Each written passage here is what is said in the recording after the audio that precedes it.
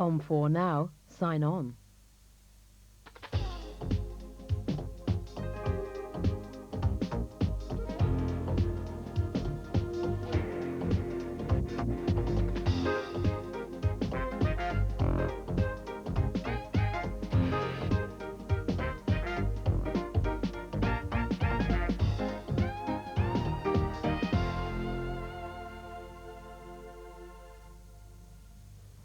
Hello, welcome to Your Views. This is the second in our season of 4 programmes looking at serious problems affecting the deaf community. The red ribbon has become a well-known symbol of care and concern about HIV and AIDS. That's the subject of today's programme, which was first shown in 1993, but remains just as relevant today. Later, we'll be giving an address you can write to for help and information, plus a confidential helpline number. So have your pen and paper ready. The programme was presented by myself and Rachel Bastikar, and we begin with Rachel giving some background information. In the hearing community, the figures show 1 death from AIDS in every 11,000 people. Research indicates that in the deaf community, the figure is 1 death from AIDS for every 5,000 deaf people. This means we are at twice the risk, primarily because we are a small, close-knit community. Records show that 20 deaf people have died from AIDS to date, and that over 50 deaf people are now HIV positive. With me in the studio is Peter Jackson of the British Deaf Association's Health Promotion Unit, which operates AIDS Ahead. Hello. Hello.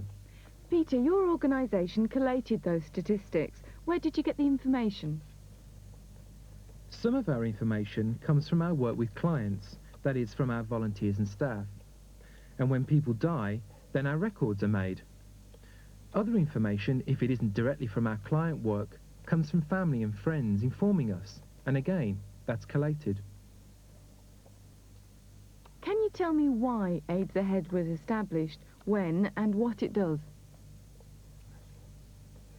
AIDS Ahead was first established in 1987 and is now under the BDA.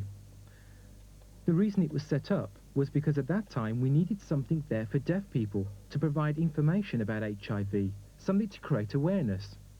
Because pamphlets weren't accessible and television advertising didn't have subtitles. As time went on and as things developed, we realized that more was needed. All of it needed developing. Deaf people didn't have access to the mainstream services that were already available. Counselling, befriending, buddying, visiting hospitals, the loan of equipment, and a lot of other things besides needed developing. So we took it from there, through the training of a lot of volunteers. Now we have 2 offices, one in Crewe, where I'm based, and the other in the FACS Centre in London. The centre itself is within an HIV clinic, so it has other services too, like doctors, and almost anything's available there. Some members of the deaf community have a devil-may-care attitude. What can AIDS Ahead do to change that? I think that's a difficult one, because you can't just direct that at the deaf community. It's the same with others. The hearing community, they think, it'll never happen to me. That's why it's so important to continually provide awareness about HIV, to reinforce the same message all the time, to constantly reinforce it. That's the only way to gradually change people's attitudes. Also, a lot of deaf people have sometimes stigmatized and shunned others known to have HIV or AIDS. And I don't think that's a good thing. When you really meet a deaf person, for example, we had 2 people in Brighton who both had HIV, and I knew that some people at that time were really reluctant to meet them, but when they actually did talk to them, they found they were human. So their attitude changed. And I think it's important for deaf people with HIV to be open and meet with other deaf people to show that they are human. Over the years, AIDS Ahead has supported the deaf community. How accessible are you? In the main, we aim to provide client support services and also HIV awareness training for deaf groups. When we talk about client support services, we mean counselling, befriending, hospital visiting, help with shopping, etc. But you have to remember that with any service we offer, the key issue is confidentiality, and we always keep that. It's very important. A lot of the support that AIDS Ahead have been able to offer is financed by the Paul Flynn Memorial Fund. Paul died of AIDS in 1991. Paul openly stated he was HIV positive, specifically because he wished to counteract the stigma, prejudice and fear that exists in the deaf community.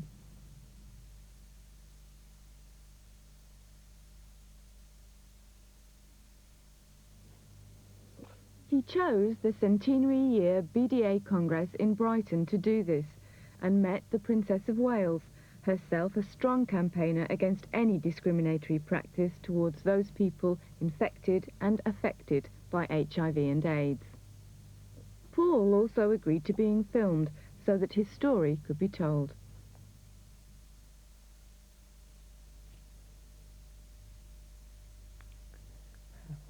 Why I was frightened? Because I thought I was the only one, and everybody would reject me, and my family would reject me, and also my good friends. And I thought social services wouldn't help me. If they found out I'd got it, they'd just shun me.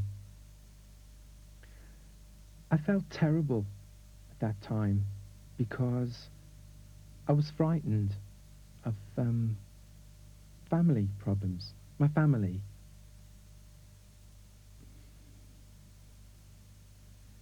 I felt very depressed because I didn't know how to cope with my family. And I couldn't imagine how my mother would feel. And that was what really frightened me.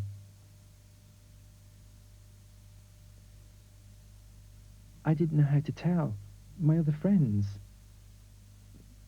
my close friends. I was really terrified. In the end,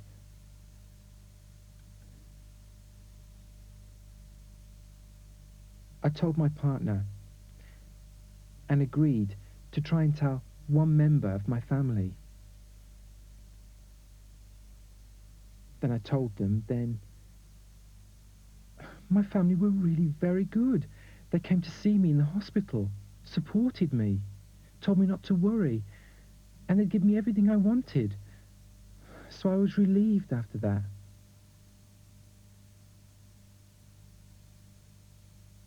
My family's helped a lot, and so have social services and AIDS Ahead. They gave me a lot of information on how to cope living with AIDS. That's when I started to feel more positive. But really, at first I was really petrified. I thought I was going to die because I thought AIDS meant death. But when I went into hospital for the first time, the doctors and nurses came to see me for blood tests. They never said a word to me. They just did the tests and gave me these tablets saying, take these, take these. There were lots, all different medicines, all sorts. And I didn't know what they were for. Anyway, a few days later, my health advisor came. She's a very nice woman. And she explained all these different medicines. Then I realized what they were for. But she said to me, you can refuse to take them, and if you want to go, you can go home. I hadn't realized, but I didn't know. I thought I had to stay and take my medicine, but I didn't. She said, you can please yourself. It's your choice. Well, I didn't know. I only think about the future to a maximum of 1 month, 4 weeks at a time, and no more. Because I don't know how... With AIDS, nobody knows. You can be stable, you can get better, you can become ill. Nobody knows. So I always talk about a maximum of 4 weeks at a time. After that, you have to wait and see what happens.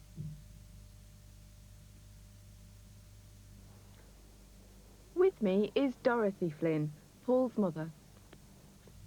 Thank you for coming. Hello.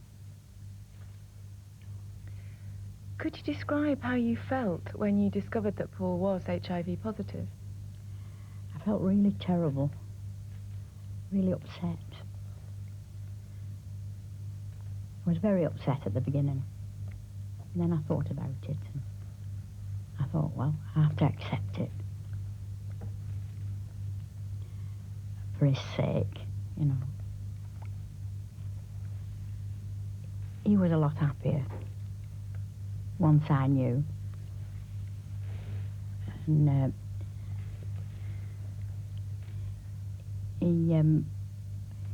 I went every day to the hospital to see him. And I kept in contact with him every day. All day I was there at the hospital for about 3 or 4 weeks. And then I looked after him when he came home. All the time he was at home. I didn't stay at nights, but I stayed all day and during the day and looked after him. But all the family helped me as well. They all stood by me and stood by him.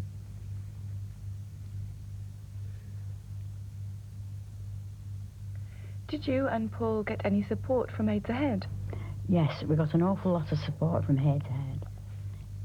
I think they were just starting up. And Peter Jackson and Mo and the rest of his staff, they did an awful lot for Paul. They looked after him. They took him out at weekends and things like that. And they supported me all the way. Yeah. Yeah. Were his friends and society very supportive to Paul? I know that AIDS Ahead support was vital.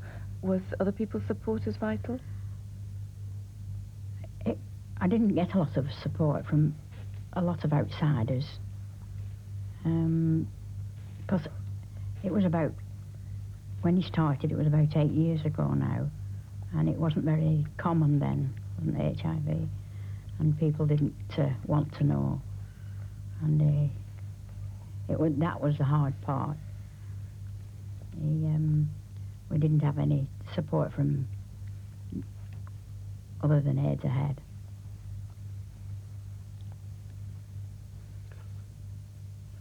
Could you tell me how the Paul Flynn Memorial Fund came about, and also why it's so vital in terms of supporting other deaf people? Well, Paul thought about this before he died, and with Peter Jackson they decided to start this fund because the deaf people weren't getting any support whatsoever, and they weren't getting any funds from anywhere, and so we decided to start the fund. Thank you very much.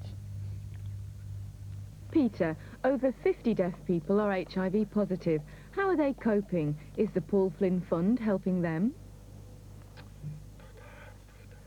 Not every deaf person who has HIV needs help. It'll depend on the state of their health at that time. Some are fit and active, and so need very little. But some become very ill and need a lot of help. Some have worries too, financial mostly. They need warmth in the cold. They may be out of work. The Paul Flynn Fund isn't for everyone. People need to apply for the money. They'll be assessed and then given funds to help improve the quality of their life. In the hearing community, there are a growing number of women who are HIV positive. Is the same true of the deaf community? I think a lot of deaf people aren't aware that there are deaf women out there with HIV. I think now it must be over 10, to my knowledge. And the problem is, deaf people think it's only minority groups. And yet deaf women have this. There's now one case of a deaf mother and baby with HIV. So numbers are on the increase, like the hearing community. In part 2 of the programme, we'll be looking at how information on preventing the spread of the HIV virus is being made accessible to the deaf community. Join us again in a few minutes.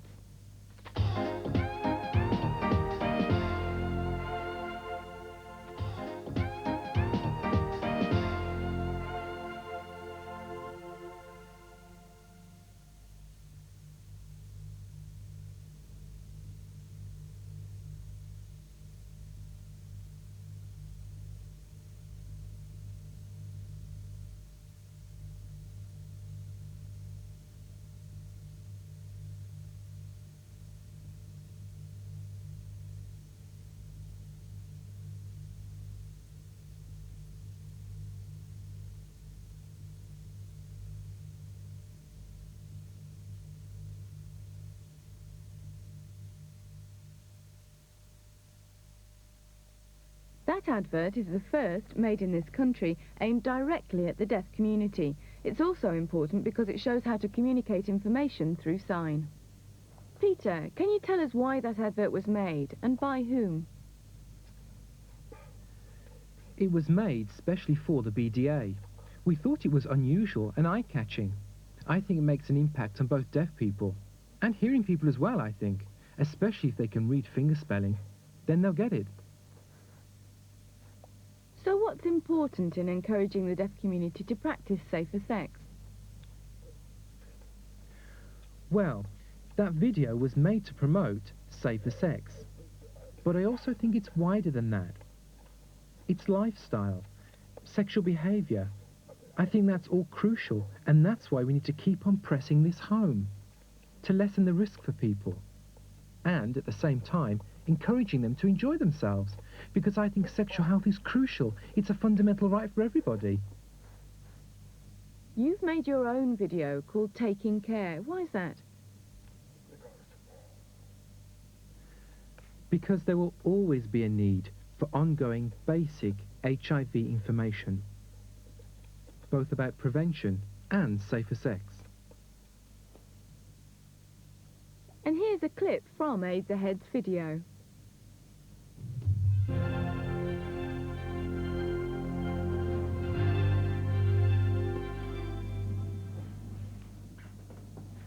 Hello. Hello. AIDS and HIV are not understood by a lot of people.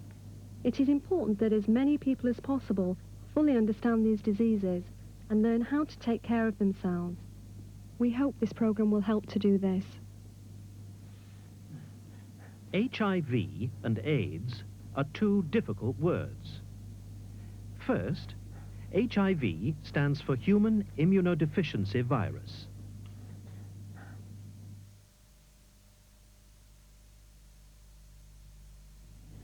Second, AIDS stands for Acquired Immune Deficiency Syndrome.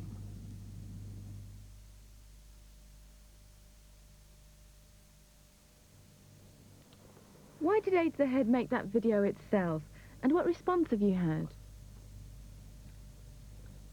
The reason AIDS Ahead made the video was because the BDA has a responsibility to the deaf community to promote, teach and disseminate information. Other companies wouldn't have had that expertise. The response has been positive. There have been lots of sales to schools, health authorities, colleges, local authorities for their libraries. It's been very popular. There is always going to be a need for basic information. Thank you.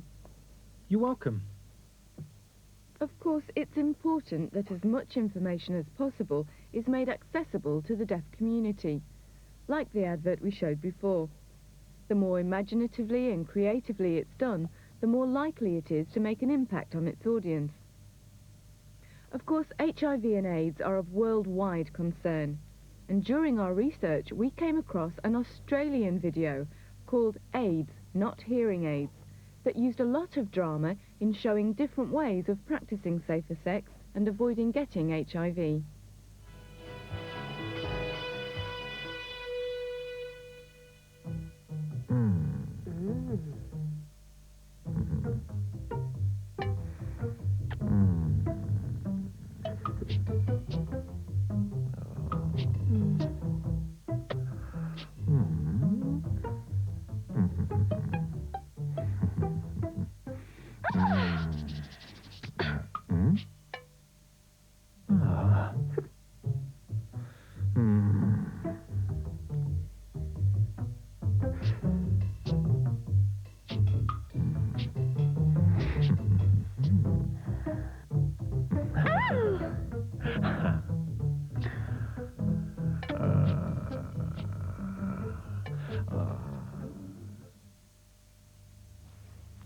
education against the spread of HIV with the very effective use of humour.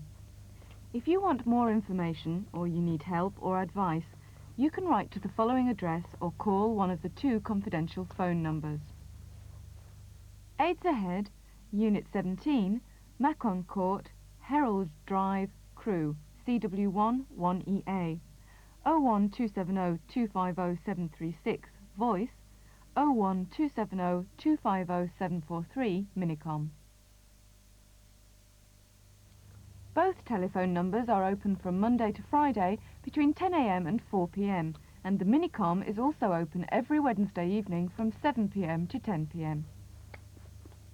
We end today as the original programme ended in 1993 with an interview with Ken McLean of Deaf Mesmac, Men Who Have Sex with Men, Action in the Community. This is Ken McLean. Hi. Hello. Can you tell us how this blanket came about? Really, it began when Hearing Mesmac suggested having a deaf Mesmac group for deaf people. We thought that was a good idea and eventually set up the group, and from it got a lot of information. They asked us if we had a sewing project. We hadn't and didn't know what it was, so they gave us the details, and now we have this. So we've tried to capture the personalities of those people who've died when we were sewing the squares and putting them all onto the blanket, because we wanted to thank them all for supporting us, brothers and sisters, Deaf Mesmac, and for making our lives that much better. It's a thank you and a commemoration of them. Thank you. We've nearly come to the end of this programme, so we'll leave you with this blanket, commemorating those members of the deaf community who have died of AIDS. Goodbye.